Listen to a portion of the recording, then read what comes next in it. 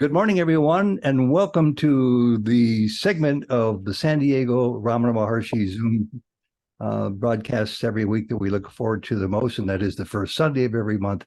We have Michael James, really a world-renowned scholar of Ramana's teachings, joining us live from London for 2 hours. We bend the rules a little bit and go more than the 90 minutes we normally do, because we could go for 5 hours probably with his wonderful answers to the many questions that come in. And Michael, welcome to you. We're going to get started in just a second. If you're watching us on YouTube and you'd like to join us live on a first Sunday, wherever you are in the world, please feel free to do so. My name is Ted, send me an email with your information and I'll put you on the list. Send it to newsguy55@aol.com, NEWSGUY55@aol.com. And we've become sort of an international group because of all the people joining us now. And I think what we're going to do is get started without further ado, because we have 3 pages of questions. And I want to say hello real quickly to Mickey, who's joining us also from California. She's been away with all sorts of reasons the last few weeks, I should say. So let's begin with the first question. We've gotten into this habit, Michael, where the first questions are the longest questions. So be patient as I read it, but they're all of interest. This one's of particular interest to me because it touches on 2 wonderful topics that come up here over and over. Harjat Mahal asks of Michael today, I have a question regarding the difference between self-inquiry and surrender. I've heard you say, and I've also read, that these 2 paths are absolutely identical. I haven't heard you say that, but maybe you have. In self-surrender, one has the attitude, whatever happens is the will of the Lord, and therefore one has no complaints, whereas self-inquiry is holding on to self-attention. I sometimes alternate between these 2 paths. I sometimes attend to the self, and at other times, if I catch myself worrying about something, I go to surrender. In surrendering, I have the thought, let Bhagavan take care of these worrying thoughts, and I shall have absolutely nothing whatsoever to do with them. I smile because I've been there and done that. At this point, I don't have the worrying thoughts anymore, but neither is there self-attention anymore. The mind just gets busy doing other things or thinking something else. Though the goal of these paths is the annihilation of the ego, are these paths different, whereas the practice itself is concerned? So that's her question. Is it okay to alternate between the 2 paths at the same time? Harjit, thank you. And here's Michael. Yes, these 2 paths are complementary. Ultimately, they become one path. But self-surrender begins, in most cases, it begins prior to self-investigation. That is, over the course of many lives, we have gradually been going through a process of spiritual development, of maturing spiritually. So the majority of people who worship God, who go to churches and temples and mosques and gurudwaras and synagogues and so on, they go there and pray for health, wealth, and all other, for the fulfillment of their worldly desires, for the removal of difficulties and the bestowal of all favorable things, not only in this life, also we want to thrive in this life and to have a good afterlife in heaven, or a better next life, or whatever our conception of life after death may be. So this is what people generally are praying to God for. So their devotion is not for God, but for the things they think they can get from God. So for them, God is a means to an end. They think if they please God, God will do all the things that they want him to do. So that is the majority of people who are religious in any way. Their devotion is not devotion to God, but devotion to the things they think they can get from God. But slowly over the course of time, the devotion matures, when we find that God answers our prayers, or at least it seems things are arranged in such a way that it seems to us that our prayers are answered by God, our faith in him and our love for him increases. And slowly we come to understand that the giver is greater than the gifts. That is, we have been praying to God to give us this and to give us that. But surely he who gives us all these things is greater than the things he gives us. So slowly our devotion matures from being devotion for the things we think we can get from God to devotion to God for his own sake.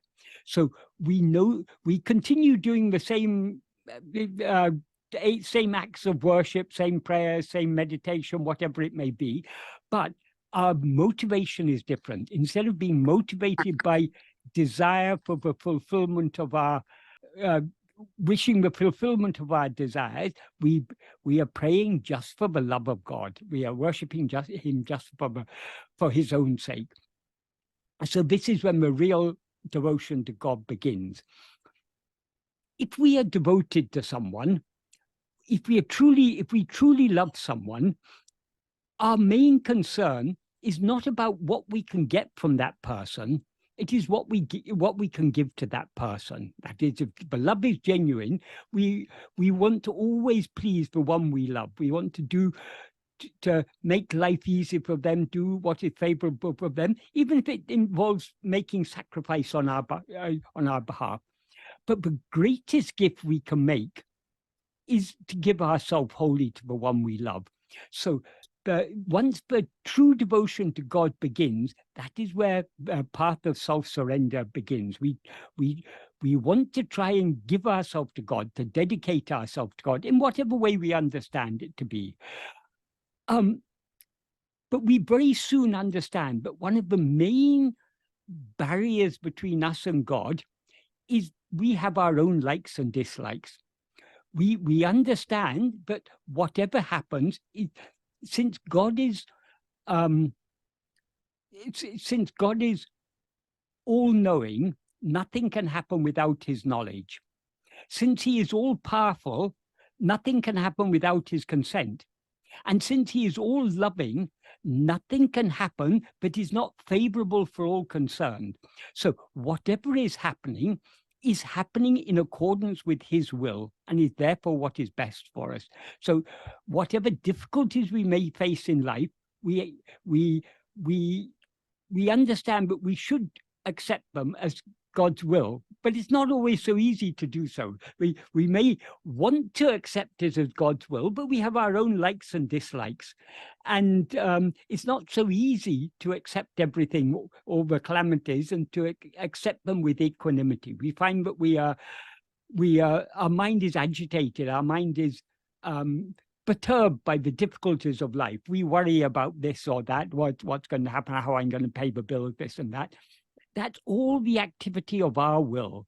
So that shows us, but our will is not surrendered to his will. So we need to try to we come to understand that in order to give myself to God, the first thing I need to do is to give my will to God, surrender my will to God, not my will, but your will. Or as Bhagavan put it in Arunachala Patikam, Ninishtam enishtam. Your will is my will. Imbadaku, that is happiness for me. So whatever you may will, that is, I don't want anything other than what you want for me, and whatever you want for me, that is happiness for me. So even if you want to put me in hell, fine, I'm happy, because that's your will, and I'm ready. That is happiness for me. Accepting your will is happiness for me. So this is the surrender. Really begins with trying to surrender our will to the will of God. And if we have genuine love for God, we are thereby able to diminish the strength of our likes, dislikes, desires, attachments, because we are learning gradually to accept whatever happens as his will, understanding that it is what is best for us. However, we cannot be completely free of likes and dislikes. We cannot be completely free of desires and fears so long as we rise as ego, because the very nature of ego is to have likes, dislikes, desires, fears, and so on. So as we go deeper in this path of surrender, we begin to understand that the real obstacle is not just our will. We ourselves are the obstacle. Unless we give ourselves wholly to God, we cannot surrender our will wholly to him. So the love matures to such a point that we want to give ourselves wholly to God, to lose ourselves completely in God. In order to do so, we need to cease rising as ego. And in order to cease rising as ego, we need to turn our attention within, because as Bhagavan has made clear in so many ways, in so many places, but he makes it particularly clear in verse 25 of Uludunapadu. What he says in verse 25 of Uludunapadu, he describes ego as a formless demon or phantom. It's formless because it's got no form of its own. But ego cannot come into existence, stand or flourish without grasping forms. First, the ego has to take a form as itself, and then it's constantly grasping other things. So what he says about ego is, urupatri undam, grasping form, it comes into existence. That is, as soon as ego rises, it grasps the form. What form? First form it grasps the form of a body as I am this body. So, urupatri undam, grasping form, it comes into existence. Urupatri nikam, grasping form, it stands. That is, ego cannot stand, cannot endure for a moment without constantly holding on to this body as I. Urupatri undumika ongum, grasping and feeding on forms, it flourishes abundantly. That is, not only does ego cling to the form of this body as I in order to rise and stand, it is constantly feeding on other forms. That is, since ego is formless, whatever forms it grasps are things other than itself. So in this context, forms means objects or phenomena. Anything other than ourselves, all, whether physical things or mental things, all are forms of one kind or another. Thoughts, feelings, emotions, these are all forms. Perceptions are forms, memories are forms.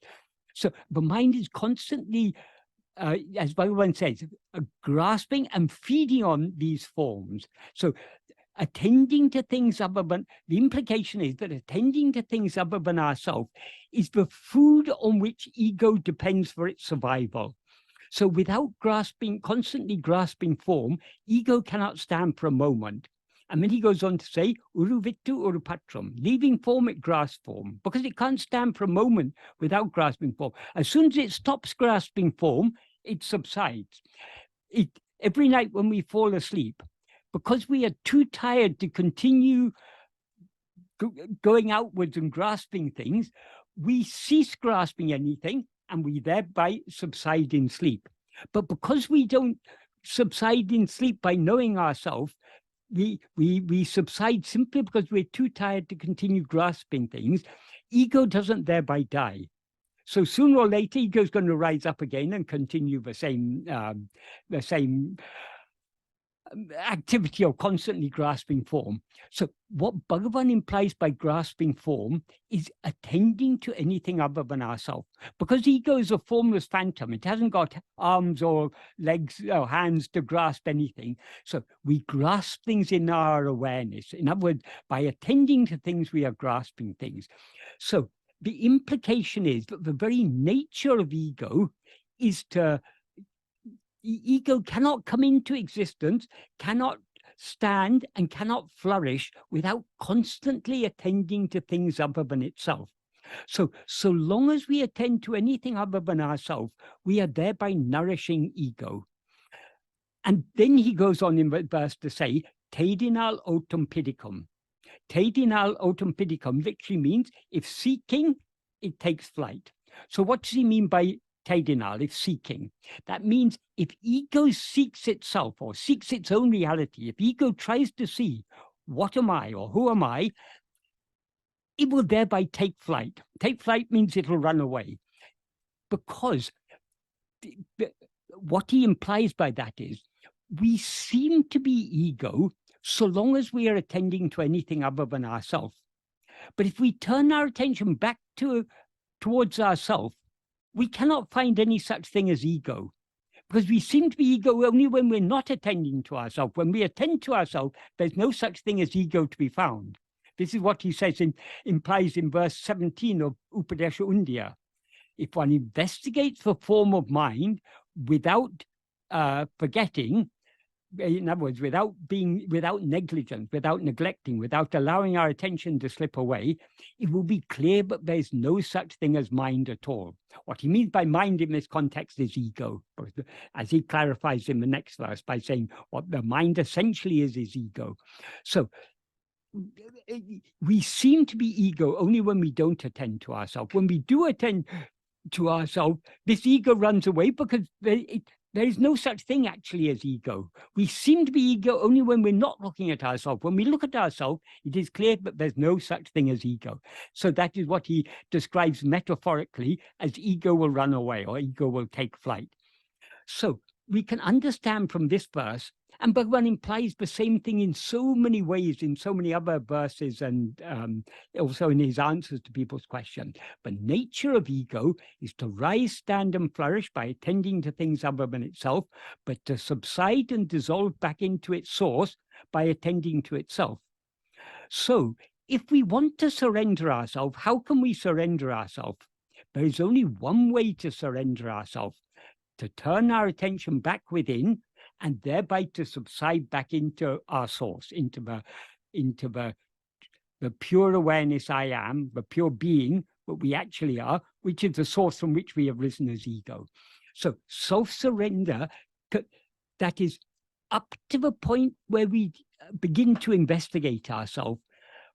What we are practicing, though we take it to be self-surrender, we are not actually surrendering ourselves. We are surrendering our will. We're trying to give everything that we have to God. But eventually we have to give ourselves to God. Only when we give ourselves to God are we truly surrender. Does the surrender become self-surrender? So self-surrender can be achieved only by self-investigation. This Bhagavan expresses explicitly in the first sentence of the 13th paragraph of Nana. What he says in that paragraph is, Anma chintane tavira, vera chintane kalambavataku, satram idum kodamol, apmanishta paranai irapade, tanne isanuku alipadam. What that literally means is that the main clause is, apmanishta paranai irapade, tanne isanuku alipadam. That means being as Atmanishta Paran. Atmanishta Paran means one who is firmly established as oneself. In other words, being as we actually are is giving ourselves to God. But how can we be as we actually are? That's what he implies in the first clause, which means Amma chintane tavira, vera chintane kalamba, satram idum kadama. Without giving even the slightest room to the rising of any thought other than Atma-chintana. Atma-chintana literally means thought of oneself, but what it implies is self-attentiveness. So what he implies there is we need to be so keenly self-attentive that we thereby give no room to the rising of any other thought. By being so keenly self-attentive, we are thereby being as we actually are. Because the more we attend to ourselves, the more we subside. So finally, when we subside completely, we remain as we actually are. That alone is giving ourselves to God. So ultimately, the culmination of the path of devotion is surrender. The culmination of the path of surrender is Atma-vichara. Because we can achieve the complete surrender of ourselves only by turning our attention within and thereby subsiding back into our source. So, yes, ultimately, Atma-vichara and self-surrender are one and the same thing. But self-surrender, the surrender path of surrender begins before we come to the path of vichara. But eventually, so vichara is the culmination of the path of surrender. So ultimately, surrender has to lead to Atma-vichara, and surrender culminates only in Atma-vichara. So that is the relationship between these two paths. So ultimately, they are one and the same path, but initially, we begin on the path of surrender before coming to the path of Atma-vichara.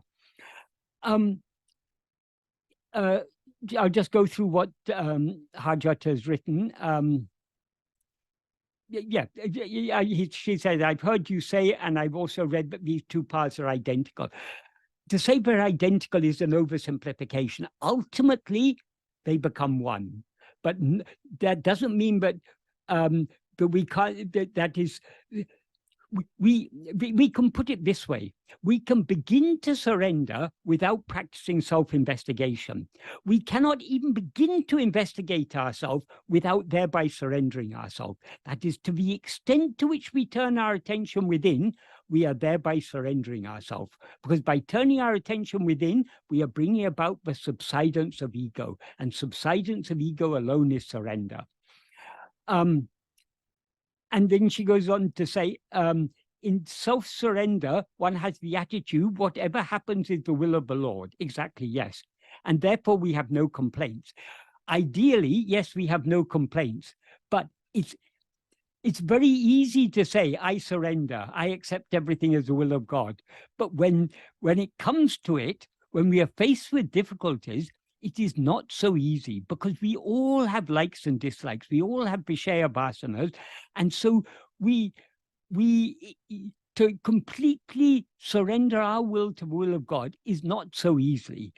But that is our aim. When in a path of surrender, we are trying to give up our own will. We're trying to surrender our will to the will of God. And then she says, I sometimes alternate between these two paths. I sometimes attend to the self, and at other times, if I catch myself worrying about something, I surrender. Yes, I mean, these two paths are complementary. So they should be going on side by side in our life, ideally. Once we've come to the path of vichara, that is, surrender naturally accompanies vichara. That is, to the extent to which we turn within, we are thereby surrendering ourselves. Even when our attention comes out, we are trying to not to assert ourselves, not to assert our will. I want this. No, whatever Bhagavan wants for me, that is what is best for me. So I accept whatever he wants. So these two should need to go on side by side. So that attitude of surrender is the greatest support to us in the path of vichara. Why we all find it so difficult, but Bhagavan has said this path of vichara is the easiest of all paths, but we all find it difficult. Does that mean Bhagavan is wrong? No, Bhagavan is correct. There's nothing easier than attending to ourselves. But it seems to us to be difficult. Why? Because we are not willing to surrender ourselves. To really attend to ourselves entails surrendering ourselves completely. And we are not, because we are not yet willing to surrender ourselves. We're not willing to let go and subside back into the heart. We make this path difficult for ourselves because of our unwillingness. So that's why vichara seems difficult. So when we are trying to follow this path, though our aim is to turn our attention within as much as possible, constantly our attention is coming outwards. And when our attention comes outwards, we have to face the world, and we have to experience all the ups and downs of worldly life. So having that attitude of surrender helps us greatly in going deeper and deeper within. So the two must go on hand in hand. If we don't have that attitude of surrender, whatever vichara we are doing will be very, very superficial. That the deeper our vichara, the more it will breed that attitude of surrender, the more that attitude of surrender will naturally arise in us to the extent to which we go within. And then she goes on to say, in surrendering, I have the thought, let Bhagavan take care of these worrying thoughts, and I shall have nothing to do with them. Yes, that is, as Bhagavan says in that first sentence of the 13th paragraph, which I referred to earlier, that is when he says, giving no room to the rising of any thought other than Atma-chintana, that means our aim in surrender is to cling so firmly to self-attentiveness, but we give no room for the rising of any other thoughts. How does self-attentiveness give no room for the rising of other thoughts? Because thoughts cannot rise if we don't attend to them. Thoughts only arise in our awareness. So if we're not attending to them, they cannot rise. They can try to rise, but if we're clinging firmly to self-attentiveness, the thoughts will be crushed then and there in their very place of rising, as Bhagavan says, describes in Nana, in the 11th paragraph. So the more we are self-attentive, the less room there is for thoughts to arise. So this attitude of surrender also helps us greatly in not succumbing to, yes, so many worrying thoughts arise in our life. We face so many difficulties in life. We all do. Well, thoughts of all sorts of difficulties we all face in life, inevitably. I mean, that's just the nature of embodied existence. So it's very natural for us to have, it's natural for us as ego to have worrying thoughts. But if we're on the path of self-surrender, we shouldn't be giving room for such thoughts. So we should, with the attitude, let Bhagavan take care of these things. What Bhagavan has asked me to do is to attend to myself. Let me attend to myself. Let Bhagavan take care of all these thoughts. Bhagavan implies that in the rest of that paragraph 13, after saying that being so keenly self-attentive, but we thereby give no room to rising up other thoughts, is giving ourselves to God. In the next sentence, he says, well, okay, I'll put it a different way. When he says that, many people may say, oh, but how can I be without thoughts? I've got so many responsibilities. I've got a family, I've got a job, I've got the bills to pay and all these things. Doesn't this all require thought? So isn't it necessary? How can I surrender myself when I need to think all these thoughts? Bhagavan preempts that question in the next sentence. He says, however much burden one places on God, he will bear all of it. The implication, immediately after that sentence in which he says we should be so keenly self-attentive but we give no room to rising of other thoughts, the implication is even the burden of thinking we should surrender to Bhagavan.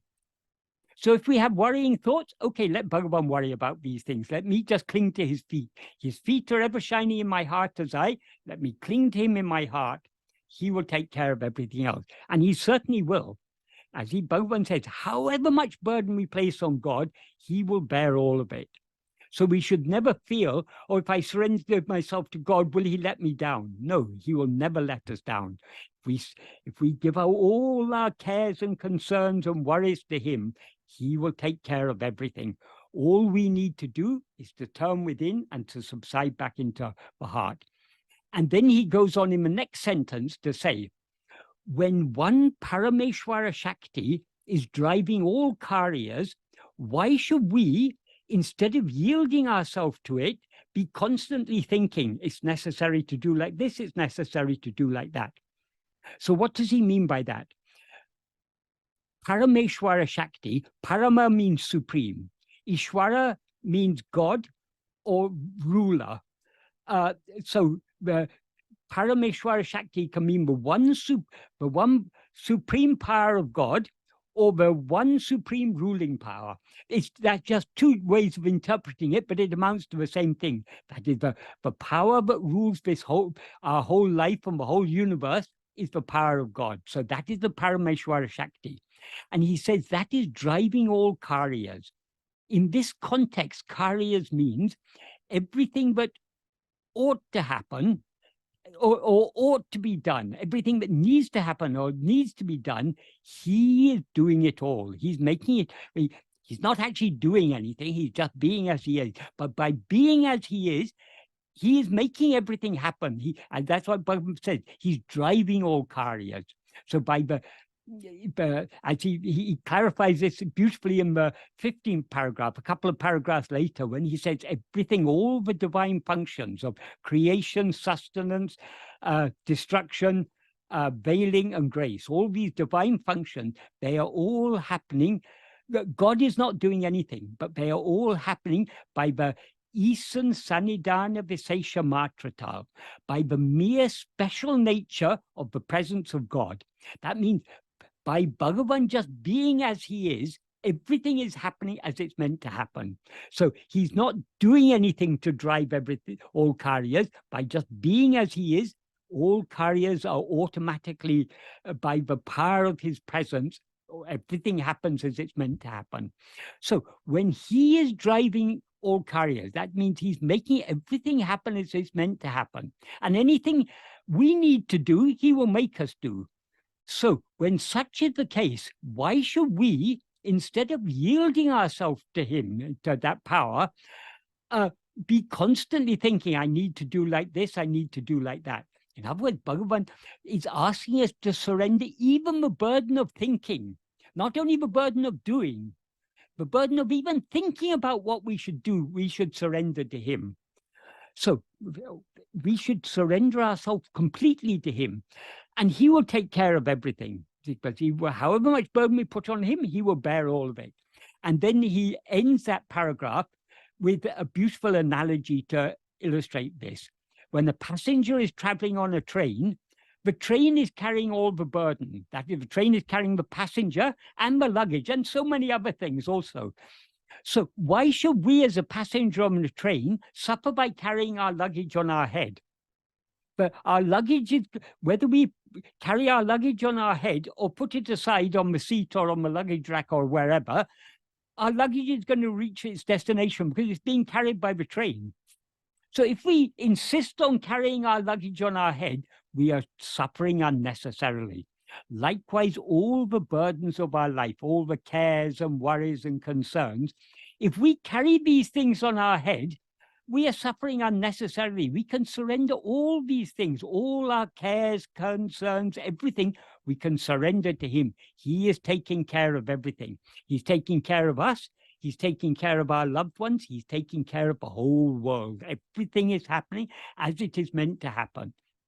Oh no, but so many wrong things are happening in the world. There's so many wars and pandemics and famines and injustices and all sorts of terrible things are happening in the world. Yes, from our point of view, these seem to be terrible. But actually, if we are on this path of surrender, we must be willing to accept. But whatever is happening, however bad it may seem to us to be, none of it could happen but by his will, because he is all-knowing. So none of these injustices that we see in the world could happen without his knowledge. He's all-powerful, so none of them could happen without his consent. And he's all-loving, so none of them could happen without it being for the ultimate good of all concerned. We think if we see people suffering illness or dying or things, oh, these are great calamities. But if these things are happening to us or to anyone else, they're happening for the good of all concerned. Such an attitude we need to have on this path of surrender. So whatever worrying thoughts we have, not only worrying thoughts, whatever thoughts of any kind whatsoever, our aim should be to surrender them all to Bhagavan. But how can we surrender all our thoughts to Bhagavan? There is only one way: to turn our attention within. To the extent we turn our attention within, we thereby give no attention to these thoughts. So he will take care of everything. Everything that we may think about, he is already taking care of it. And then she goes on to say, at this point, I don't have the worrying thoughts anymore, but neither is there self-attention. Then that's a state of, yeah, it's good to give up the worrying thoughts, but once we are free of the worrying thoughts, we need to make use of that freedom by turning our attention within. Because if we don't turn our attention within, other thoughts will arise. They may not be so worrying, but as she said, the mind just gets busy doing other things. Why should the mind be busy doing other things? Let the body do, and mind and speech do whatever. But our attention, that is, the mind means, when we talk about the mind, we need to understand we can be, if we're using the mind in the sense of attention, our attention should be going within. Even when our attention is going within, the mind, speech, and body can still be active, but to the extent that our attention is going within, the actions of mind, speech, and body are not being done by us, they are being done by God.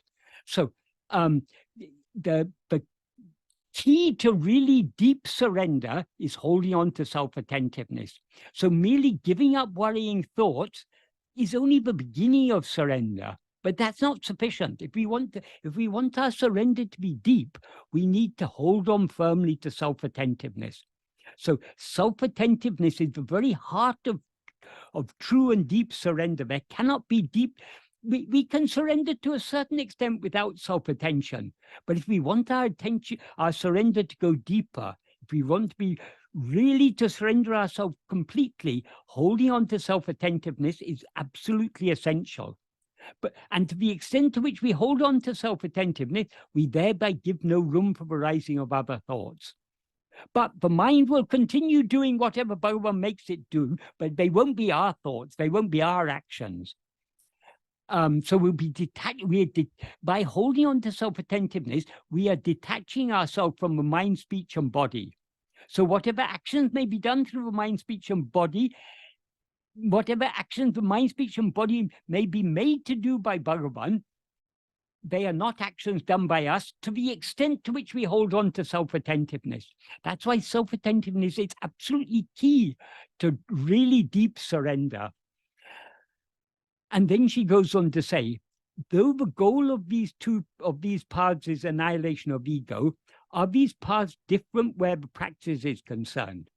Yes, initially, self-surrender, the practice of self-surrender at a superficial level is different.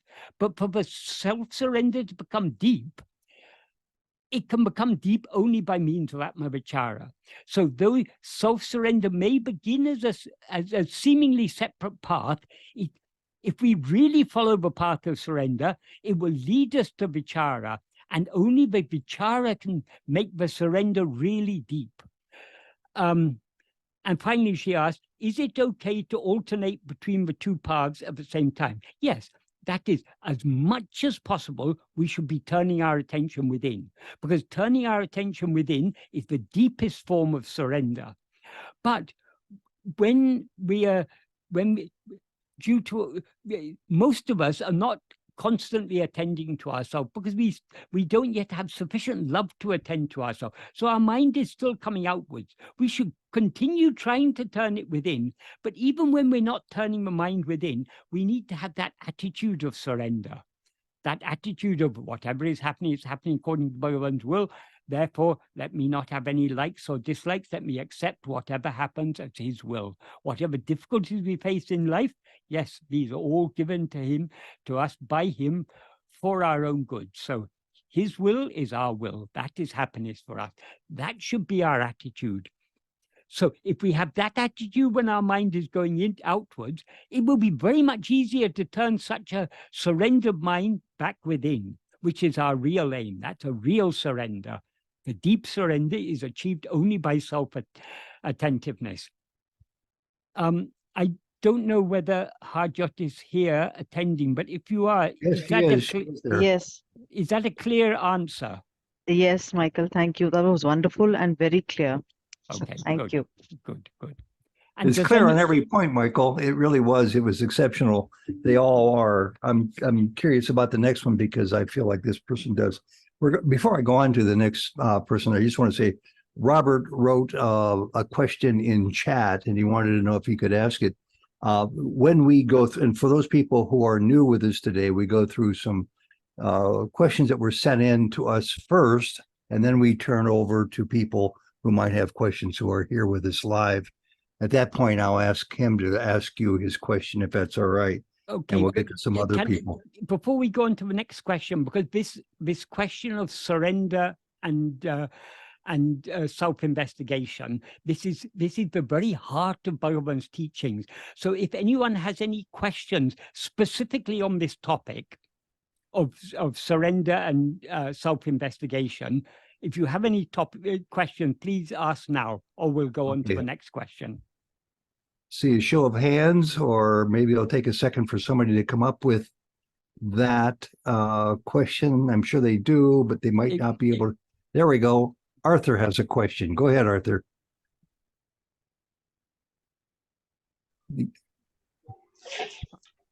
Hi, hi everyone. So my question is about desires.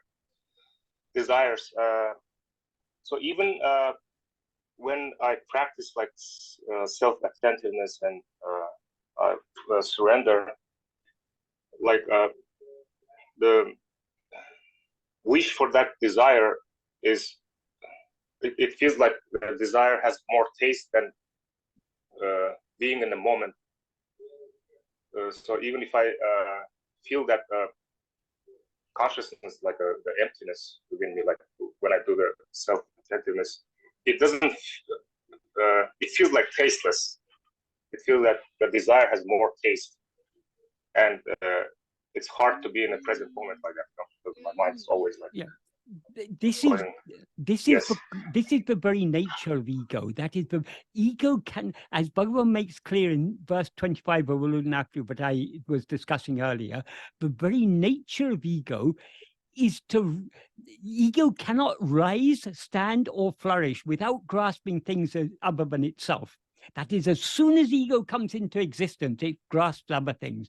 So grasping other things is the very nature of ego. So the other things, the forms that ego is constantly grasping, are what are called vishayas. Vishayas means objects or phenomena. And the inclination to grasp those objects or phenomena are what are called vishaya vasanas. So the very nature of ego is to have vishaya vasanas, to have the inclination to grasp other things, because without grasping other things, it cannot survive. So the very nature of ourself as ego is to have vishaya vasanas. Vishaya vasanas are the seeds that give rise to likes and dislikes. And likes and dislikes in turn develop into desires, attachments, hopes, fears, and so on. So this is all our will, that all the desires, the hopes, and this is all our will. Our will in seed form is what is called the vishaya vasanas. The plants that sprout from those vishaya vasanas or the sprouted form of those vishaya vasanas are the likes, dislikes, desires, attachments, and so on. Since we as ego cannot survive without grasping other things, when we try to turn our attention within, our vishaya vasanas are constantly pulling us out. Of course, the vishaya vasanas are not something other than ourselves. The vishaya vasanas are our own inclinations, our own likes, our own desires, and so on. So because we are not yet willing to surrender ourselves, we have far more taste in going outwards than going back within. Going back within at first seems to us to be very tasteless, but the only way to overcome this is patient and persistent practice. The more we turn within, the more our love to turn within and to just be as we are will increase. And the more our inclination to go outwards will decrease. The inclination to go outwards is what is called the vishaya vasanas. The inclination to go inwards, back towards our being, is what is called satvasana. Satvasana means the inclination to hold on to our being and thereby just to be as we actually are.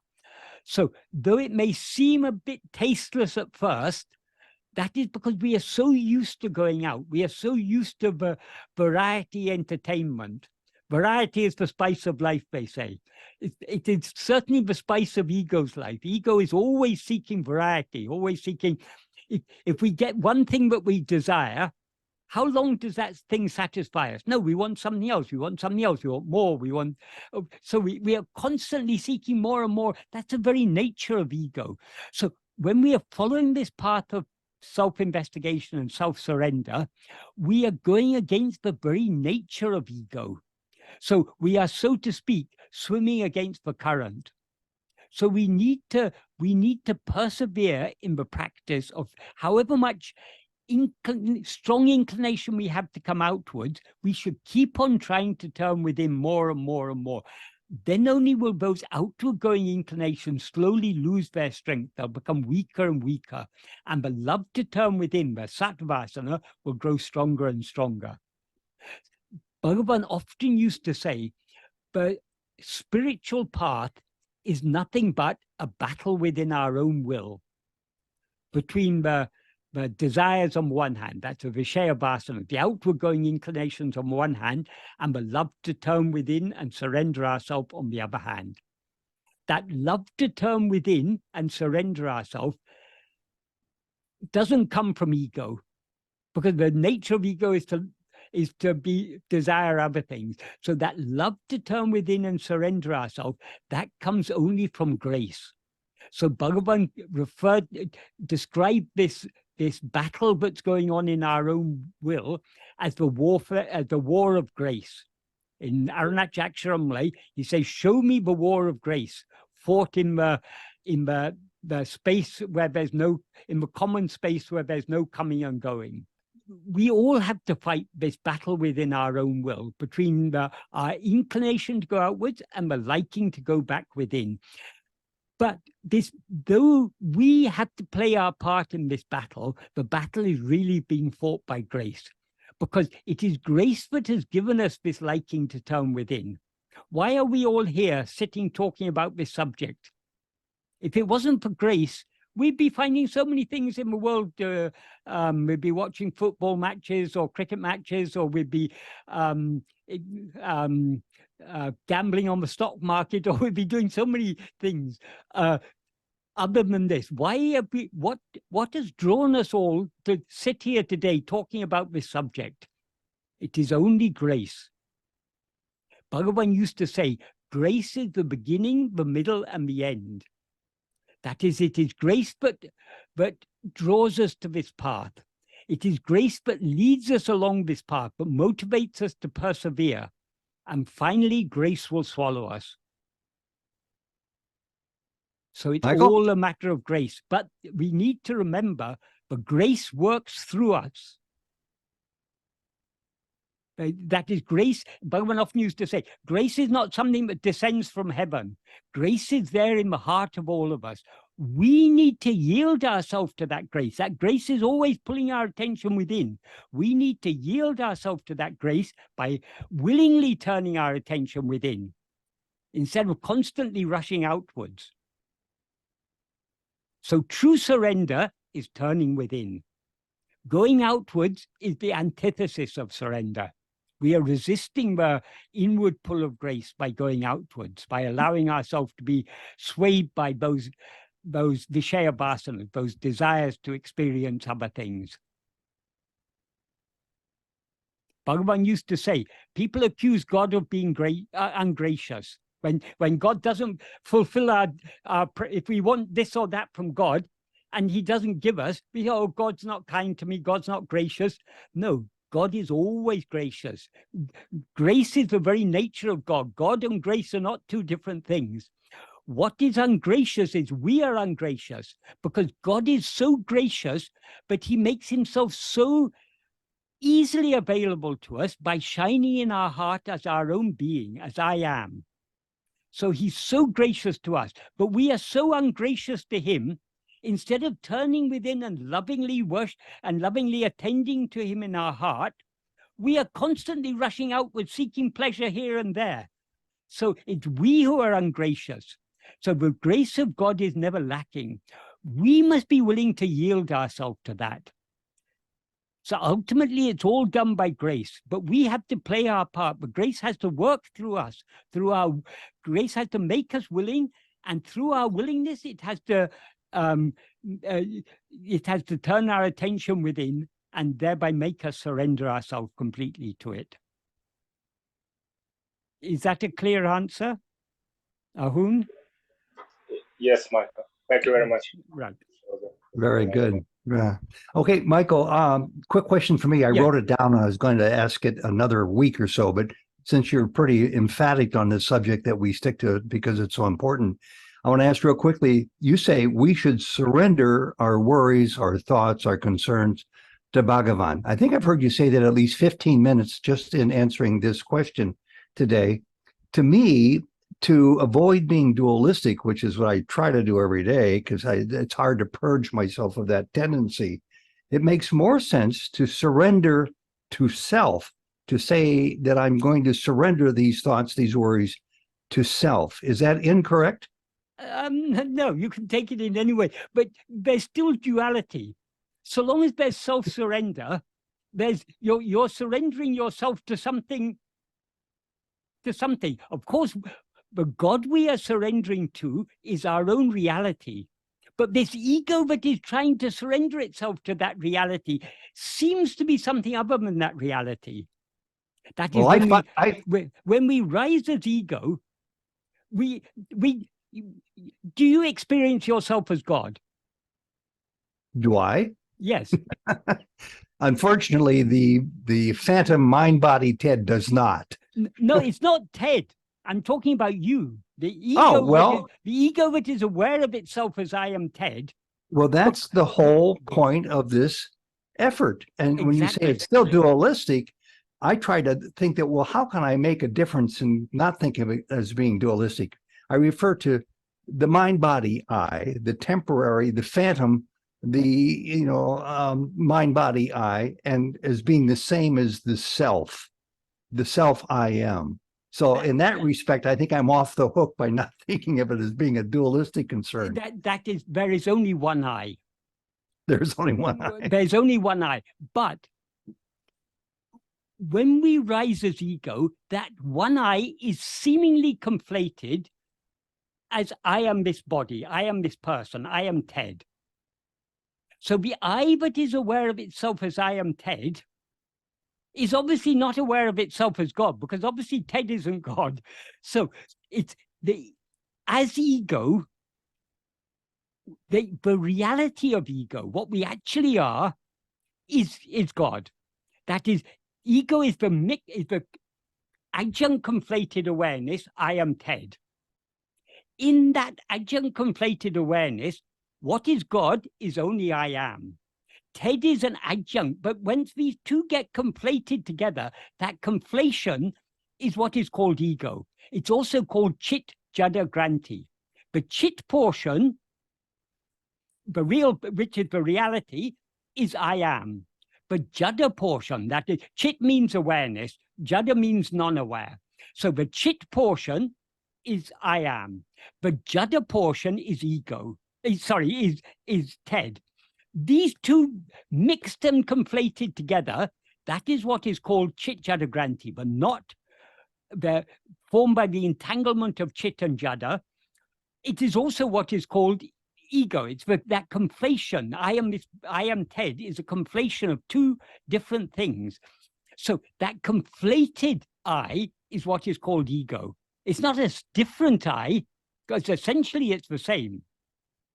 But because of its conflation with adjuncts, it seems to be different. So all sadhana begins from duality. If there was no duality, there would be no need for any spiritual practice. So we begin from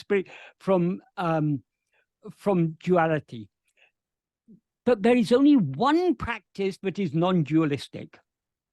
That one practice is self-attentiveness. Because any other practice involves attending to something other than ourselves. Attending to something other than ourselves is obviously you've got two things. You've got the subject and the object, but what is attending and what is attended to. So only when we're attending to ourselves is that a truly advaita abhyasa, a non-dualistic practice. And attending to ourself also happens to be self-surrender, because by attending to ourself, we thereby subside, that is, the adjuncts drop off, and we merge back into the pure I am that we actually are. So, yes, ultimately, the God we are surrendering to is not something outside ourselves. It is our own reality. But we can't say, we need to recognize the distinction between God, who is our pure being, the pure I, and ego, which is the adjunct mixed I. It's the same I, but the distinction lies, Bhagavan says it very clearly in verse 24 of Upadesha Undiyar. Irukkum ekayal isa jivagal oru porleaba undipara upadi unavai verundipara. That means, by existing nature, God and soul are just one substance. The upadi unavu alone is different. Upadi unavu means the adjunct awareness. That is, we can take it to mean the awareness of adjuncts. But a deeper meaning is the awareness that is conflated with adjuncts. In other words, ego. So it is ego that makes us seem to be something other than God. Because ego is the adjunct conflated awareness. That is the awareness as I am. When that awareness I am is conflated with adjuncts, that conflated mixture is what is called ego. And ego is what separates us from God, because God is the pure I am. So long as we take ourselves to be Ted or Michael or anyone else, we are thereby seemingly separating ourselves from God. Of course, we cannot be separate from God, because God is our own reality. God is our very being, our very existence. So we can never be separate from him, but we create a seeming separation by rising as ego. So we need to recognize this seeming separation, this seeming distinction, but we also need to recognize that it is only a seeming distinction. It is not real. What is real is only I am, and that is God, and that is what we actually are. Thanks, Michael. So Well, usually when we're talking about surrender, we talk about surrendering to God.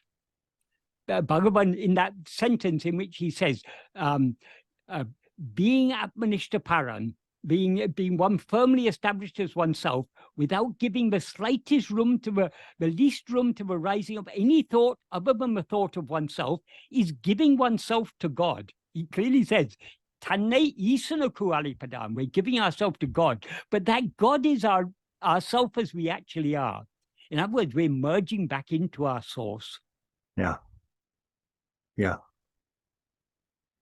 So we shouldn't be in Bhagavan's path. We don't have to be shy of using the word God. We need to understand what that word God means. It doesn't mean an old man with a gray beard sitting up in the clouds. God is that which is shining in our heart as I. Of course, it's not for those who take God to be an old man sitting up in the clouds with a long beard, or take God to be in the form of Shiva with his trident and his jada and the Ganga in his jada, or take him to be Krishna playing his flute. All this is good, because so long as our mind is going outward, it's good to. The mind needs something to hold on to. So Bhagavan was never opposed to worship of name and form. But what lies behind that name and form is not something other than ourselves. It's our own reality. So the worship of name and form has its own part to play at its own level. But ultimately, we need to understand that the God we are worshipping is not something other than ourselves. It is ourself. That's why he says in verse 8 of Upadesha Undiyar, he uses two terms, Anya Bhava. Anya means what is other. Bhava in that context means meditation. So Anya Bhava means meditating on what is other. And Ananya Bhava means what is meditating on what is not other. So meditating on what is other in that context implies meditating on God as something other than ourselves. So he said, rather than Anya Bhava, Ananya Bhava, in which he is I, is best among all. So when we start on the spiritual path, God is someone out there with some form, whether whether our idea is the Christian Trinity or the old man with the beard up in the clouds or in heaven or wherever, or whether it's Shiva or Krishna or Rama or whatever name or form, but names and forms, or Arunacha, whatever the names and forms, or Bhagavan Ramana, the names and forms don't matter. But we at first we take God to be something other than ourselves. But as our devotion matures, we get the clarity to understand, but that God who appears out there in name and form is actually my own reality. So the best way of worshipping him is not worshipping the name and form, but worshipping him in his true form. The true form of God is Atma-sarupa, our own real nature, our own real form is the real form of God. So turning our attention within, that's what Bhagavan describes as ananya bhava. In other words, that means that the same as Atma-vichara, with the understanding, with the understanding that he is I, is best of all. So Bhagavan is not at all opposed to the dualistic worship because it has its own place. But we ultimately, that dualistic worship, that worshipping, taking God to be something other than ourselves, will mature into a deep understanding and a deep love for God as ourselves. We will recognize that God is God. How can God be something other than ourselves? If God were other than ourselves, then God is limited.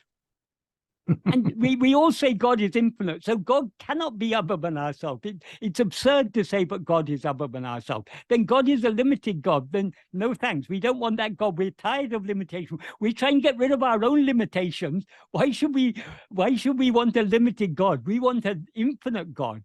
And that infinite God cannot be other than ourselves. And we cannot be other than that infinite God. Because so long as there's any other, then it's finite.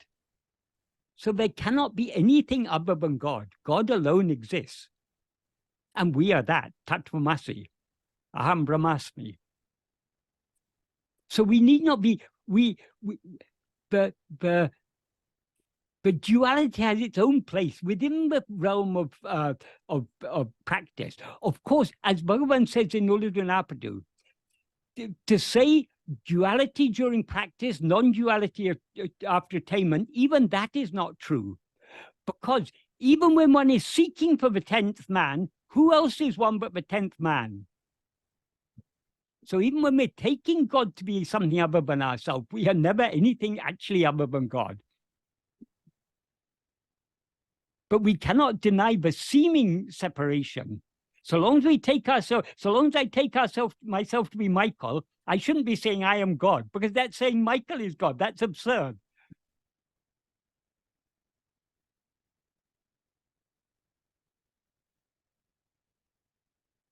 So is that a satisfactory clarification? More than satisfactory. I terribly appreciate. I really do appreciate the depth that you went into with this answer. Should we go on to question number 2 as we're into the second hour? Yes.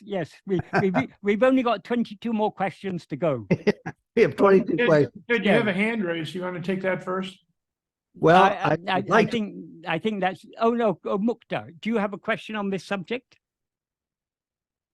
Yes, thank you. I mean, self-surrender is the greatest thing. I don't have a doubt that I really believe in self exists beyond this body, before this body came into existence and after this body leaves. But is there a way to know or experience that while being alive in this body, like I existed before, and I'm going to exist after, other than as a concept? Why do we think we are in this body? Because we have risen as ego and we have identified I am this body. So we seem to be something within, either we talk at the same time as this body as I am sitting, I am walking, I'm talking, all these are referring to the body. But at the same time, we think of ourselves as some thinking mind inside the body. So our understanding of ourselves is confused. But are we within this body? So long as we rise as ego, we seem to be within this body. But the whole point of Bhagavan's teachings, we need to investigate ourselves to find out what we actually are. If we find out what we actually are, we will find out that we were never limited to this body. And that is true surrender. That is when the removal of the eradication of ego alone is surrender. And we can eradicate the ego, because what is ego? Ego is nothing but a false awareness of ourself. Awareness of ourself as something other than what we actually are. So how can we remove the false awareness? The snake is a misperception of the rope. So how can we remove that misperception? The only way to remove the misperception is to perceive the rope as it is. So if we look carefully at the snake, what do we see? Oh, it's not a snake, it's only a rope. Likewise, if we look carefully at this I, but now seems to be ego, but now is aware of itself as I am mukta, I am confined within the limits of this body. If we look carefully at that I, we will see that that I is not the ego that it now seems to be, it is the infinite whole. So then the adjuncts, once we clearly see ourselves as we actually are, the adjuncts, namely the person we now take ourselves to be, Mukta or Michael or whoever, the adjuncts will drop off and the pure I alone will remain. That pure I is what we always actually are. That is the one infinite whole. Thank you so much. So once we know ourselves as we actually are, we are no longer within the body. Even now we are not within this body. We seem to be within this body because we have limited ourselves by rising as ego. We've limited ourselves with, as Bhagavan said, that one thing I rises as to the extent of the body. So we've limited ourselves within the extent of this body. This body has an extent in space. This body is here, it's not here. So it's limited in space. It's limited in time. It was born a few years earlier. It's going to die a few years hence, or a few days, or a few minutes hence. We don't know. So it's limited. This body, but we now take ourselves to be, is limited in time and space. But are we limited? We seem to be limited because we take ourselves to be this body, but actually we are not limited. In an earlier version of verse 16 of Uludunapadu, Bhagavan expressed it very nicely. He said, if we are a body, we will be swallowed by time and space. If we are not the body, if we know ourselves as we actually are, we who have swallowed time and space alone will remain. So we have a choice. Are we to be swallowed by time and space, or are we to swallow time and space? If we want to swallow time and space, we need to know ourselves as we actually are, because what we actually are is ever unlimited by time and space. Thank you so much. And Michael, all thanks to Michael, Bhagavan, because this is Bhagavan's explanations. I always have an eye on the clock as an old broadcaster, so I'd like to get in at least a second question, and then we could look forward to, because we have a queue lined up of people who would like to ask you questions here this morning too. Okay, so this is from Harshita. We did have some similar comments made in reference to it, but I think the nub of the question needs to be asked here. When you say, Michael, that investigate the self obviously has no form, so there is nothing to investigate in that sense, but it cannot be perceived by intellectual pursuit. So it will end up being a thoughtless state, she says. Does that mean through constant self-investigation, we anchor to the thoughtless state permanently? Yes, we ourselves are formless, but though that is what we experience as ourself now is ego. This ego is the subject. All forms are objects perceived by us. So ego, as Bhagavan says, it's a formless phantom or formless demon. So ego has no form of its own. But ego cannot come into existence or stand or flourish without grasping the form of a body as I. So, but this form of the body is not what ego is. But though I is formless, are we not all clearly aware I? So we can though I is not a form, we can investigate I, we can investigate ourselves, because we're all clearly aware of ourselves. Before we're aware of anything else, the first thing we're aware of, the one thing that we're always aware of, is our own existence, I am. In the waking state, we're aware I am.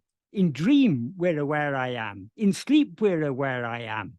The difference is, in waking and dream, we're aware of ourselves as I am this body. Whereas in sleep, we're aware of nothing other than our own being. We're aware of nothing other than I am. So, since we are always aware I am, we can attend to ourselves. That is, because we are so used to attending to forms, at first we wonder, how is it possible to attend to ourselves when ourself is not a form? But if we give it a little bit of thought, though I am not a form, I'm clearly aware of my own existence. My existence can't be said to be a form, but I'm aware of my existence. I'm aware I am. So what we are to attend to is not to any form, but only to the reality. We are not to, forms are all objects. We are not to attend to any object. We are to attend to the subject, or to put it even more precisely, we are to attend to the reality of the subject, because the subject is the adjunct mixed awareness, I am Harshita. Whereas the reality of that, of ego, is the pure awareness I am. So ego is ego only when it's mixed with adjuncts. But even when it's mixed with adjunct, the reality of ego is only I am. So it's I am that we need to investigate. Who am I? That is what we are turning our attention back towards ourselves in order to see who or what we actually are. So it doesn't, a form is not necessary to attend to. We can attend to our own formless being, because we're always clearly aware of our formless being. So we need to withdraw our attention from all forms by fixing it on our form. Then she goes on to say, so it will end up in a thoughtless state. That is, what is a thoughtless state? People have a very superficial understanding of when they talk about thoughtless state. There are many people who say, I meditated for 20 minutes and I was in a thoughtless state all the time. No, we were not. The I that was meditating, the time that is passing, the 20 minutes that pass, all those are thoughts. That is not, according to Bhagavan, all phenomena, all objects are thoughts. Even the subject, the I that knows all the thoughts, is itself a thought. The only thing that is not a thought is our own pure being. So generally when we talk about thoughts, that is what people generally think about when they think about thoughts, are the mental chatter, the constant mental chatter that is going on in the mind most of the time. But that's only one form of thought. According to Bhagavan, all phenomena are thoughts, all objects are thought. Even the subject is a thought. Why is the subject a thought? The subject is ego. Why is ego a thought? Bhagavan often refers to ego as the thought called I. Why does he refer to it as the thought called I? Because the pure I is not a thought. That is, I am in its pure condition is not a thought. But when I is seemingly mixed and conflated with adjuncts, since the adjuncts are all thoughts, that resulting adjunct mixed awareness is a thought. So we end up in a thoughtless state only when ego is completely dissolved. Ego is dissolved. There are two types of dissolution of ego. As Bhagavan says in verse 13 of Upadesha Undiyar, there are two types of dissolution, laya and nasa. Laya means it is a temporary dissolution. So as he says in that verse, what is dissolved in laya will rise again. What is, if its form dies in nasa, it will never rise again. So nasa is the permanent dissolution of ego. Laya is a temporary dissolution of ego. We all experience laya every night when we fall asleep. Ego is dissolved completely in sleep, but it rises again because it hasn't been destroyed. So ego is just sleep is just a state of manolaya. It's a state of temporary dissolution of ego. And so is coma, a state of temporary dissolution. So is general anesthesia. If you're given medicine to put you into a state of general anesthesia so that they can do an operation or whatever, that is a state of manolaya. Nirvikalpa samadhi, the samadhi of the yogis, is also a state of manolaya. It's just a temporary dissolution of mind. That's why sooner or later, the mind comes out of it. That's why Bhagavan said this nirvikalpa samadhi, like any other state of laya, is useless. That shouldn't be our aim. Our aim is manonasa. So what is the difference between manonasa and manolaya? Well, I mean, obvious the difference is manolaya, we come out of it. So it's only a temporary state. Manonasa, we never come out of it. But how can we bring about this manonasa, a permanent dissolution of mind? If we think about the states of laya, how does the mind dissolve in laya in sleep? Because we are too tired to continue constantly grasping thought. We're too tired to continue allowing the mind to flow outwards. Out of tiredness, we give up, we let go of everything else, and we subside back within.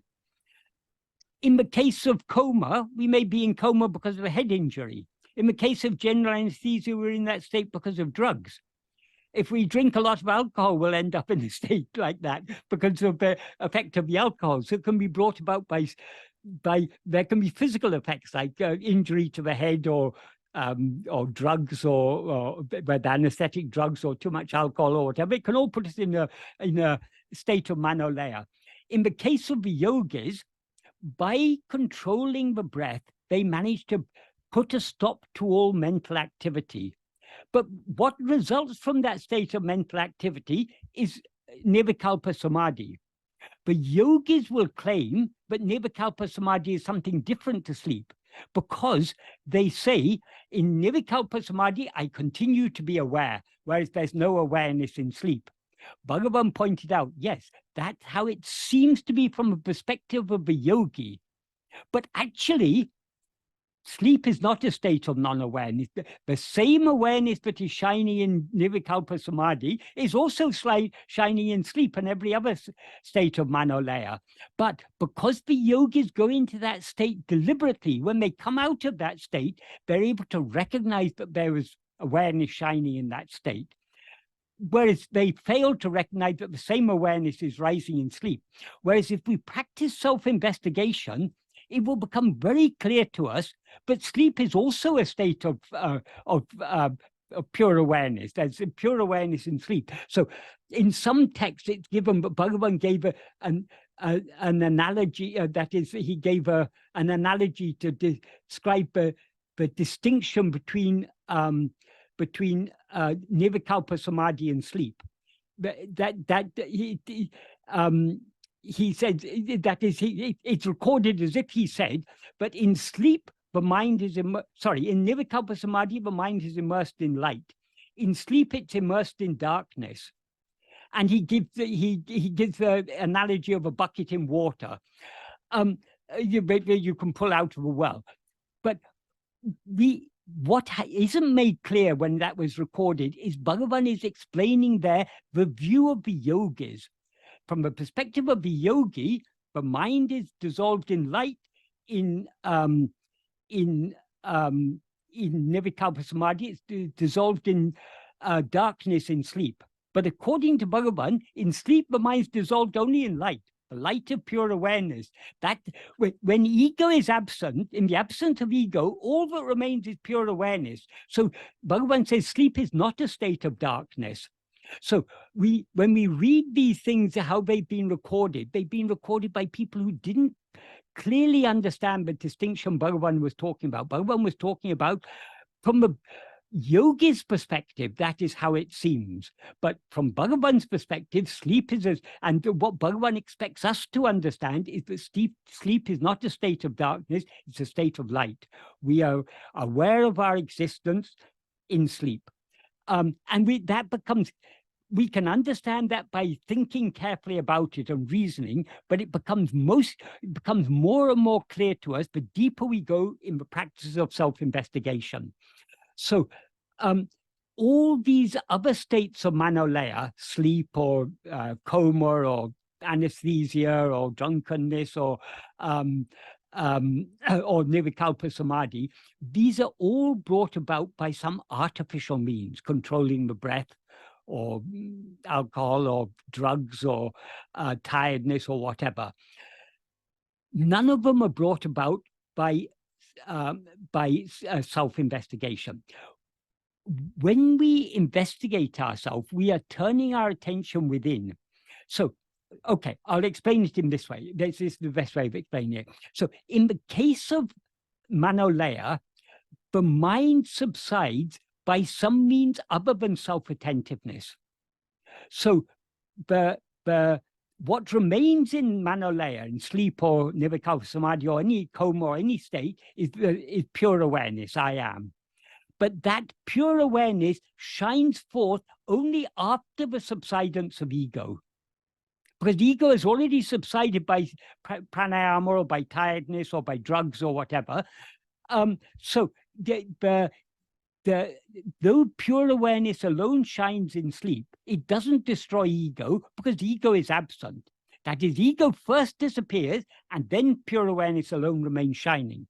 But in the case of Atma-vichara, we are turning our attention within towards the light. So in Atma-vichara, when the ego is finally dissolved completely, it is dissolved by seeing itself as pure awareness.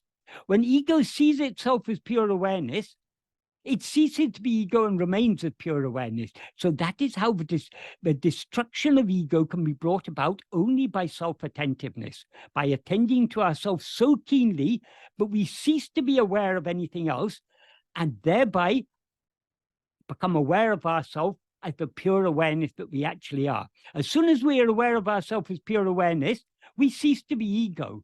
Ego is thereby destroyed, and pure awareness alone remains eternally, as it always is. So this is the difference. So when we talk about a thoughtless state, we're talking about only two possible states, either manolaya or manonasa. If it's a temporary state, a temporary dissolution of ego, it is laya. If it is permanent, it is nasa. But nasa can be brought about only by self-investigation. And then Harshita goes on to say, does that mean through constant self-investigation, we anchor to the thoughtless state permanently? That is, through self-investigation, we see ourselves as we actually are. Because what are we investigating? We're investigating who am I? We're trying to see what we actually are. When we see what we actually are is pure awareness. The more we attend to ourselves, the less we will attend to, the more our attention is focused on ourselves, the more it's withdrawn from all other things. So when our self-attentiveness becomes deep enough, we cease to be aware of anything other than ourselves. Thereby we experience ourselves as the pure awareness that we actually are. Thereby ego is destroyed. When ego is destroyed, all other thoughts are destroyed. So yes, the result of self-investigation is the eternal state devoid of thoughts. And eternal doesn't mean that it's going to begin at some point in future. Even here and now, we are in that state. But because we have seemingly risen as ego, we seem to be in a state of thought. But the reality is we are always in a state devoid of thought. Thought, there's no such thing as thought at all. The root of all thought is ego. If we investigate ego, we find there's no ego at all. In the absence of ego, there cannot be any other thoughts. So, Harshita, I hope this answers your question adequately. Do you have any further questions on this? I think maybe she's not here today. I think she's gone. So why don't we move on then? And I've got a brief interruption here because I was just informed about something I already know about, and I was going to ask you about it next month. A friend of ours here on the program, McNair Ezard, pointed out to me that your brand new book. Congratulations is in order.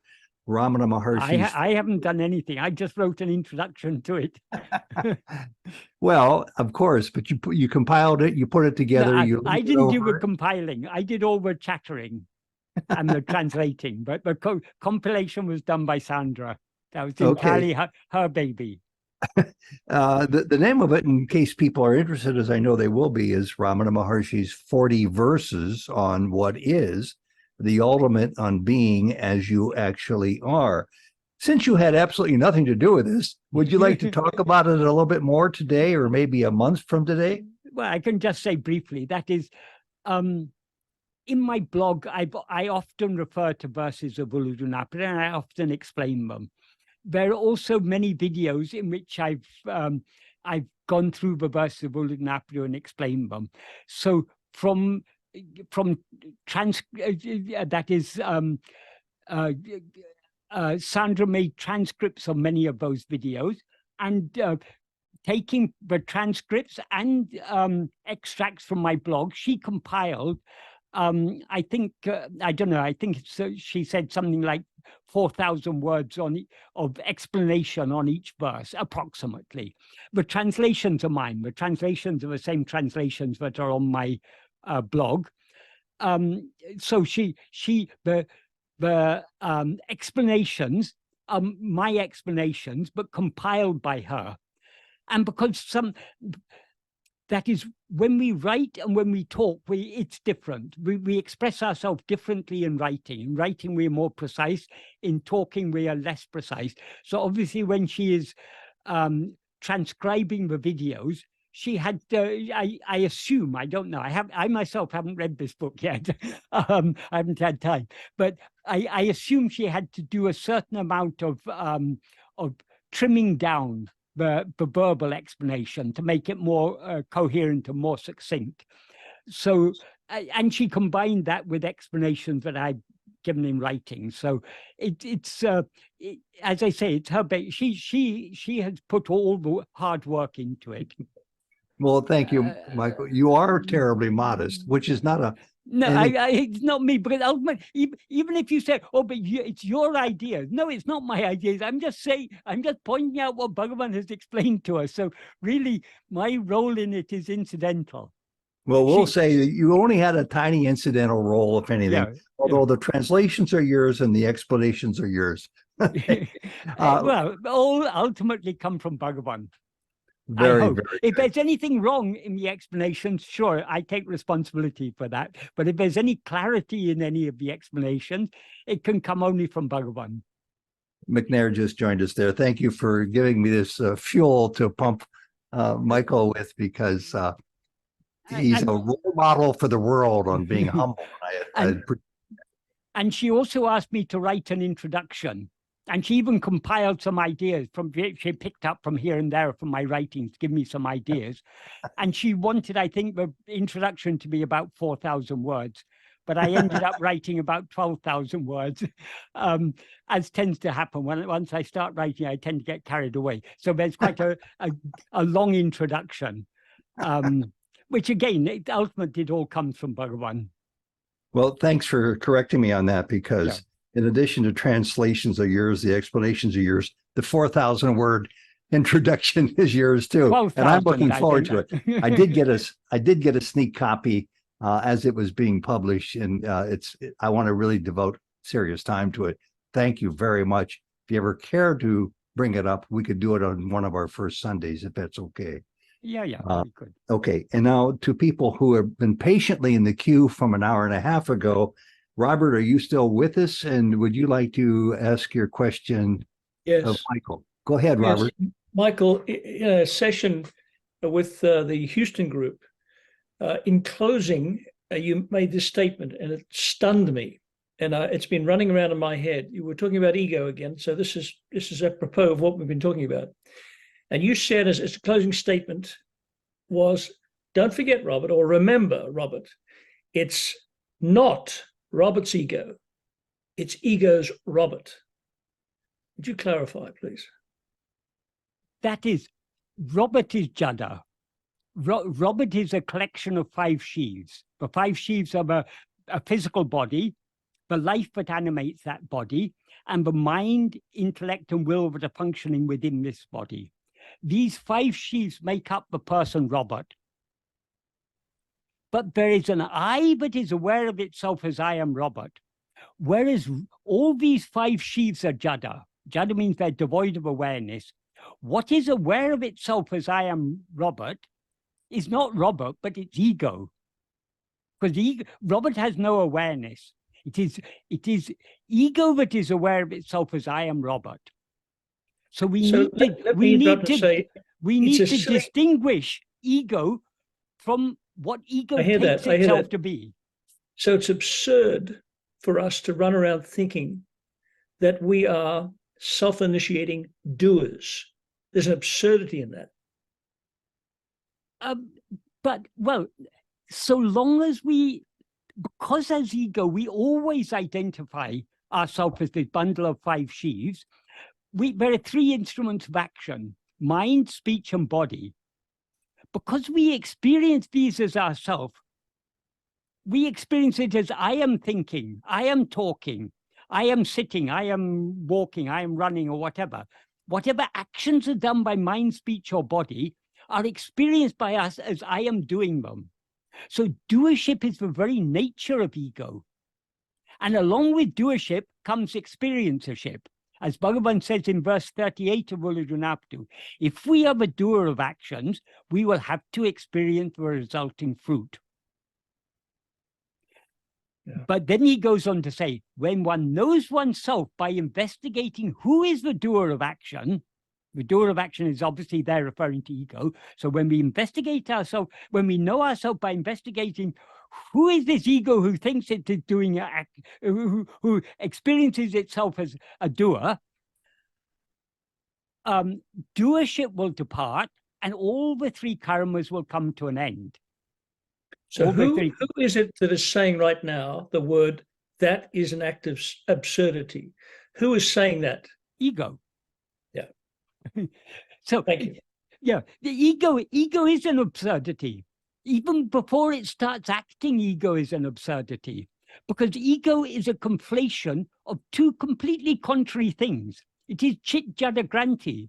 It is a conflation of awareness with what is not aware. But when ego sees its own absurdity, what's happening?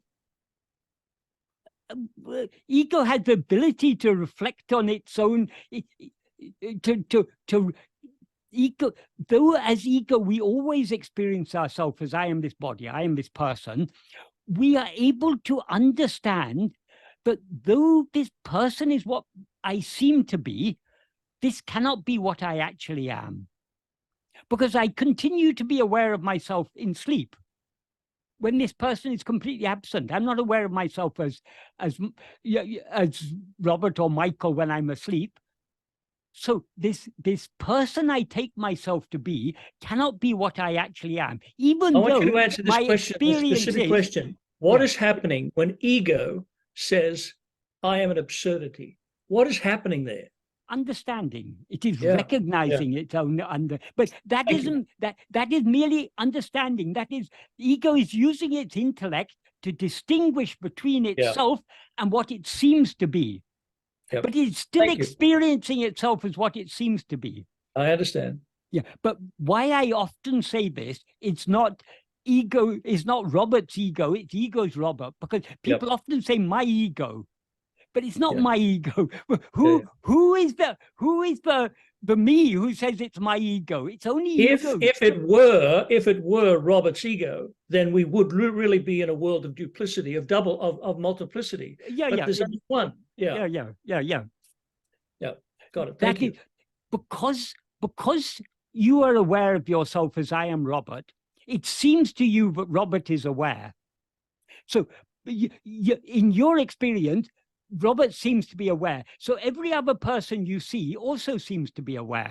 It seems to you that Michael is also aware, but neither Michael nor Robert are aware. The I that is aware of itself as Robert or Michael is what is aware. Very good, Michael. Thank you. So it's people often, this is one of the fundamental principles of Bhagavan's teaching. Ego is neither the body, nor is it Sat Chit. It is something that rises between the two. And when Bhagavan talks about body, he means all the 5 sheaths, as he clarifies in verse 5 of Ulunapadu. The body is a form composed of 5 sheaths. And then in verse 24, he says this Jada body, referring to all the 5 sheaths, does not say I. That's a metaphorical way of saying the body is not aware of itself as I. Sat Chit does not rise. In between, one thing, I, rises at the extent of a body. Since it's aware of itself as I, it's not the body, because the body is not aware. Since it rises, it is not Sat Chit. So it's neither the body nor Sat Chit. It's some spurious entity, but rises between the two. From Sat Chit, it borrows its existence and awareness. From the body, it borrows its form, but it is actually neither. That is why he goes on to say, this is Chit Jada Granti. If you have 2 pieces of string, if they become tightly entangled, you've got a knot. That knot is not either piece of string. If you separate the strings, you've got no knot. So the knot is something that is formed by that entanglement. So by this conflation of I with this Jada body, this bundle of 5 sheaths, that conflated mixture is what is called ego. Would it be fair to say that it's awarenesses or consciousnesses or self's intention that there should be an ego? No, it is absolutely wrong. Self has Well, no hang on. intention. It happens anyway. So that accident, we call it an accident? No, it's not an accident. It has never happened. If you look within to see who am I, you will find there never was any such thing as ego. It's an illusion, yeah. Yeah. Was the birth of the son of a barren woman, was it an accident or was it intentional? It was neither, because there's no such thing as the son of a barren woman.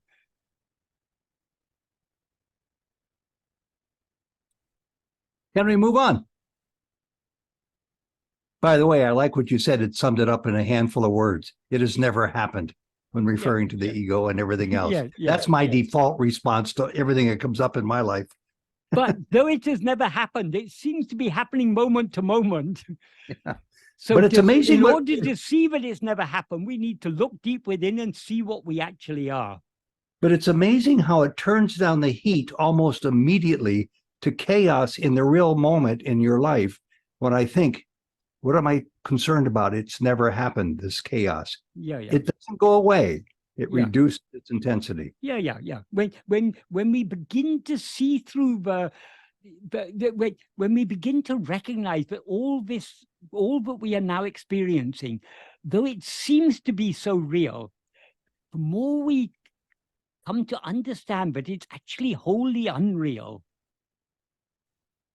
That relieves us from so much burden. And we are able to recognize that to the extent to which we look within, because the more we look within, the more we are able to, more we become aware of ourselves as something distinct from this body and mind. The more but we still experience this body and mind as ourselves, but we, at the same time, in parallel with that, we are getting more and more, we are seeing more and more clearly, but we are actually something distinct from what we now seem to be. So all these things, this is how we become detached. This is how we gain that. We are less affected by these things. Yes, we're still experiencing all the difficulties of life. One of the later questions someone asked, I wasn't going to deal with it today, but I can just deal with it quickly now. Someone asked, and tell me the number of it when you get to it so I can scratch it off. Okay. Number 11. And Vaishya asked, does the dream change as we get closer to ego dissolution? I.e., life is calmer, there are less issues, etc., and it gets modified. I.e., karma is kinder to us or modified. especially if I or the ego is the one manufacturing the world, then does it change as ego becomes purer? No, it's a simple answer. But what we are experiencing in this dream is what we are given to experience in prarabdha. That does not change. That is what has been allotted to us by Bhagavan. So the dream is not going to change in any way. However, it is true in a sense to say life is karma. Life is karma not because there are less issues. Life is karma because we are less affected by the issues. We're less concerned about them. Because as we go deeper and deeper within, we detach ourselves more and more from these things. So though we are still experiencing all these difficulties, life will never be easy. The very nature of embodied existence is difficult. Life in this world is difficult. We have to face all types of people and all types of situations, but so many problems in life. These problems won't get any less, but our attitude towards them will change. Whatever difficulty, this is where, again, where surrender is coming in. We naturally surrender more and more, but the deeper we go within in the path of self-investigation, the more that attitude of surrender naturally blossoms in our heart. So we are less affected by these things. Okay, we may have a very annoying neighbor. We may have someone who's causing a lot of trouble in our life. But that's all happening by Bhagavan's will, so that it happened. We are less affected by it. The problems are still there. We may have to sometimes respond outwardly. We may have to, that is sometimes in certain situations, it's necessary to respond. It's appropriate to respond. But inwardly, we'll be less affected by these things. I'm so glad you mentioned that. And for all the people who joined us today who are new or newer to Ramana than others are, and there are 37 of us here today, that needs to be stressed. I think life is calmer. The longer you're on this trail, the more life is not karma. We are karma. Well, we are calmer. Yeah, life will remain as it is. Life is always a headache. I'll take it either way. I'll take it either way. But we're less affected by the headache. Yeah. A technical question I'm going to ask real quickly for a very, very fast answer. And that is a technical question. Cheryl, who's been joining us today, she says, at least on her end, there is a ping pong sound heard continuously. Does anybody else hear that? Does anybody? Not here. Oh. Not here? Okay. I have heard people saying, some people say they get sensations in the head or sensations in the chest, all sorts of things. It doesn't matter what we experience. Even if God himself comes and stands in front of us, even if Lord Shiva comes and stands in front of us, it doesn't matter. Whatever experience arises, no experiences arise for the experiencer. The experiencer is ego. We are not concerned about experiences. We are investigating the truth of the experiencer. So whatever sensations or visions or whatever it may be, whatever sounds or sensations we may feel, that is not our concern. To whom does it all appear? Yeah. Ping pong or God, it's all the same. But on that point, Sophia just sent me a chat answering the question. Can I just say one thing? It's not directly related to the question, but it's a little connected with the answer I gave. Once someone not understanding what Bhagavan is, asked him, Swami, if God appeared before you, what would you ask for? Bhagavan said, I would ask him not to appear. I don't want to, because if he appears, he's going to disappear. I don't want a God who appears or disappears. I want the God who is ever shining. God is not dualistic. Yeah. Okay. Well, Sophia says the sound, she's got the answer nailed here. The sound is that she means, that Cheryl means, is people logging in during the session. She can. Oh, that's it's referring to. Sorry. Yes. I've been hearing that. So I thought it was talking about in self-investigation. People say, okay. No, but it's a good answer. I'm glad you thought that. Yes. So anybody else have a question for Michael, since we have a good 12 minutes here? We've still got 20. I think we've done 2 out of 23 questions, so we've still got 21 to go. Okay. Actually, we did 3. You just did the third one. Okay, I Question. did a third one, right? So we've only got 20 remaining. Well, I've got one. I'm burning to ask, but it'll be the stupidest question you hear this week. My fear is that self-investigation might exhaust itself. How much can we examine ourselves? But before the investigation exhausts itself, the investigator will be exhausted. That is the aim of the investigation. We are investigating, who am I? The more we go deep within, the more the investigator will dissolve. So the end of the investigation is the dissolution, the permanent annihilation of the investigator. Well, that's good, but I think of myself as being a pretty simplistic person, not to intentionally put myself down. I question when I go into self-inquiry, what's going to come up now, and what is left, because I've been doing this. That is not self-investigation. Whatever comes up is something other than yourself. We are not looking for any. We are not looking for any experience. We're not looking for anything to happen.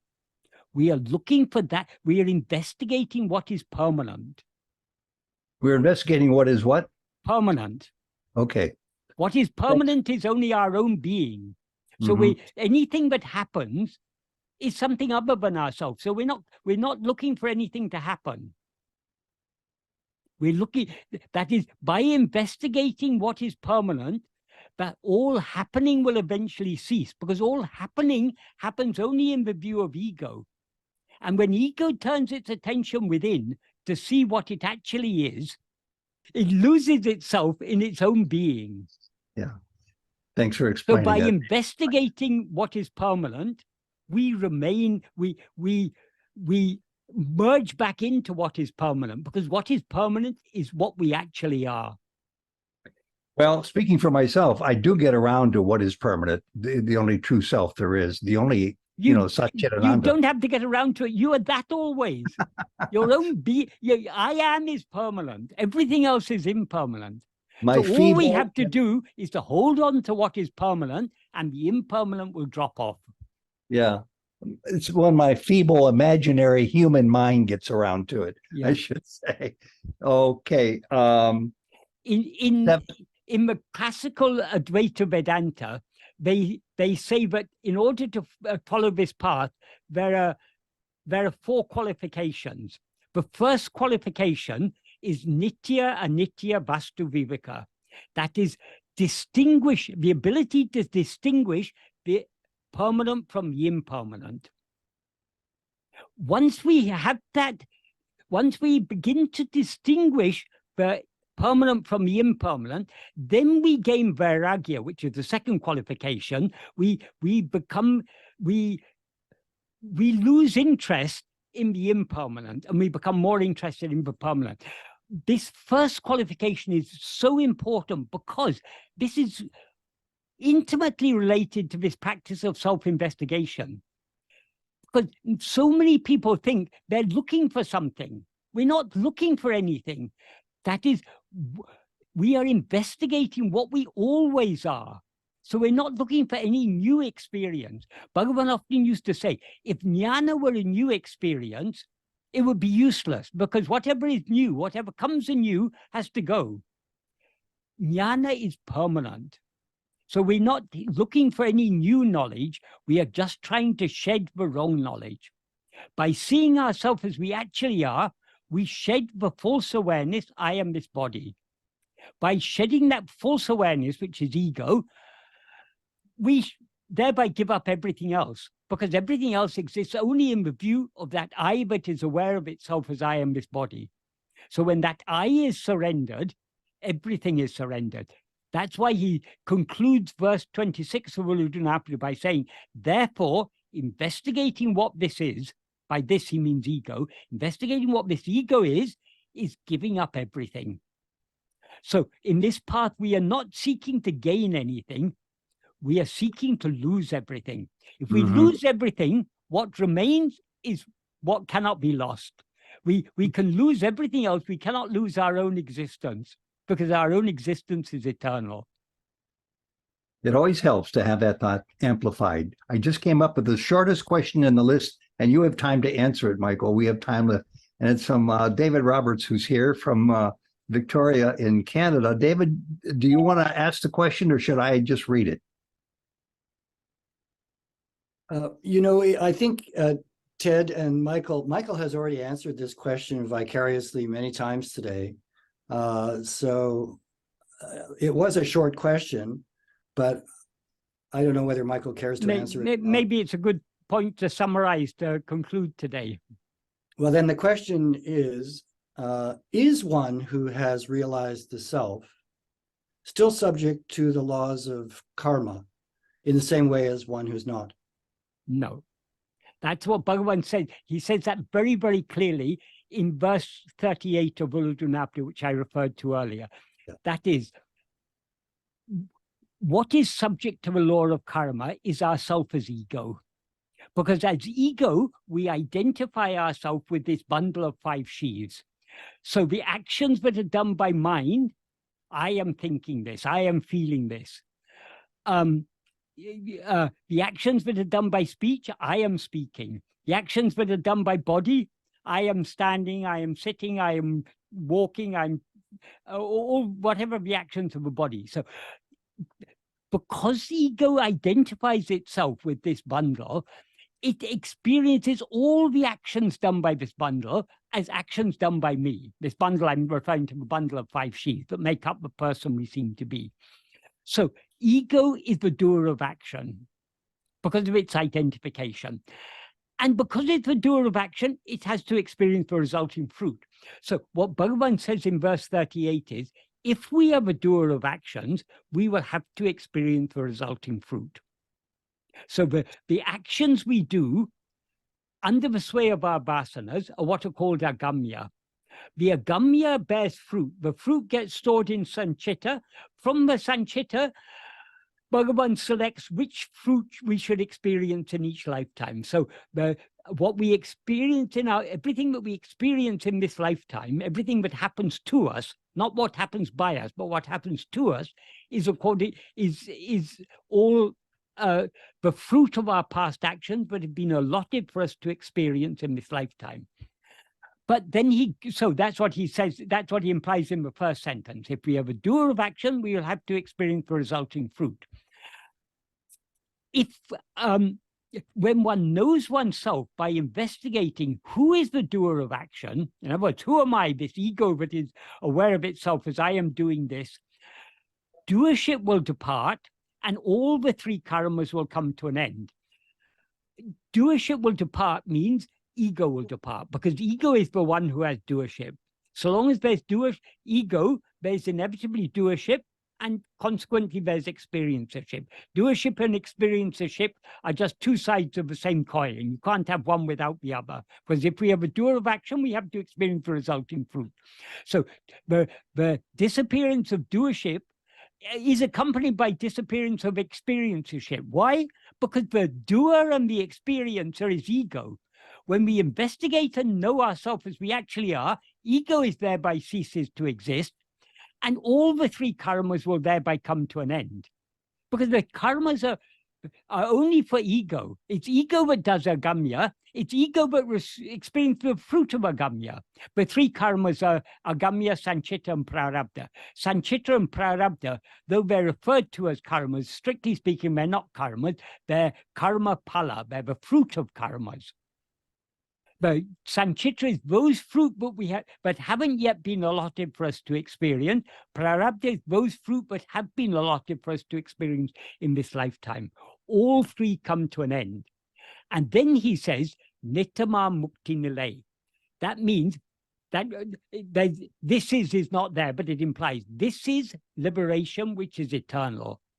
Why does he say liberation is eternal? Does he mean from that point onwards, it is eternal? No. Eternal means past, present, and future. It's beyond the limits of time. So it's not, once we attain liberation, it's not like, oh, I have attained liberation. Previously, I was in ignorance, in bondage. Now I'm liberated. It's not like that, because the one who is in bondage, in fact, bondage itself is nothing but ego. So liberation is only the destruction of ego, as he says in verse 40 of Uludunapadu. When ego is destroyed, what remains is our eternal state, which is we are ever free. Our real, as we actually are, we are ever free. We have never been bound. We have never risen as ego.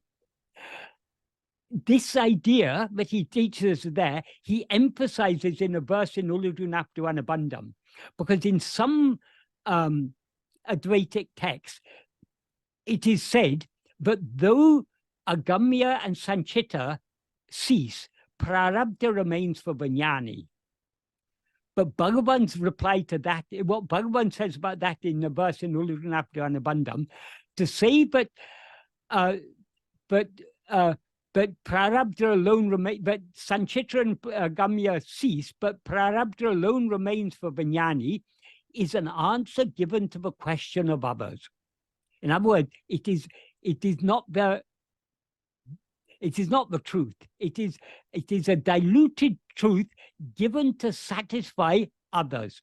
Those others are those who don't understand the deeper teachings of Bhagavan. The deeper teachings of Bhagavan is that Vijnani is not a body. We see Bhagavan as a body, but Bhagavan doesn't see him as a body. Bhagavan often used to say, Jnana me jnani. Jnana means pure awareness.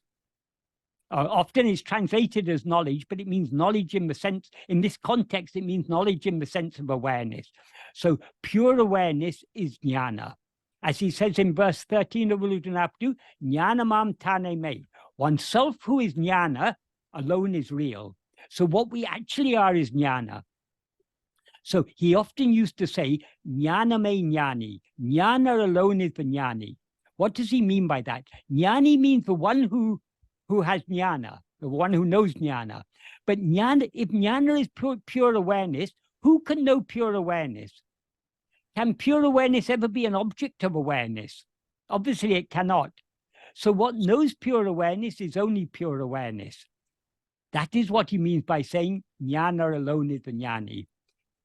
That is pure awareness alone is what knows pure awareness. So Vijnani is only pure awareness. Vijnani is not the body or mind. Though in our view, Bhagavan seems to be, appears to us in human form, he is not that human form. He is that pure awareness that is ever shining in our heart as I. So there's a verse in Guru Vachaka Kavai in which Bhagavan says, I can't remember what the verse number is, but I think it's in the chapter on Guru or something. He says, there's no more vile and heinous sinner than those who take the Jnana Guru to be a human form. Though the Jnana Guru appears in human form, it is not that human form. So we shouldn't take Bhagavan to be the person we take he seems to us to be. If Bhagavan were that person, as that person, yes, of course, he's seeing the world, he's experiencing, for that body, there seems to be a prarabdha, but he should live for 54 years in Tiruvannamalai, answer so many questions, cut vegetables, write poetry, and eventually get cancer and pass away. There seems to be a prarabdha for that body. But that prarabdha is not Bhagavan's prarabdha because he is not the body, but he seems to be. That's why he says the answer that prarabdha remains for Vijnani is an answer given to the question of others.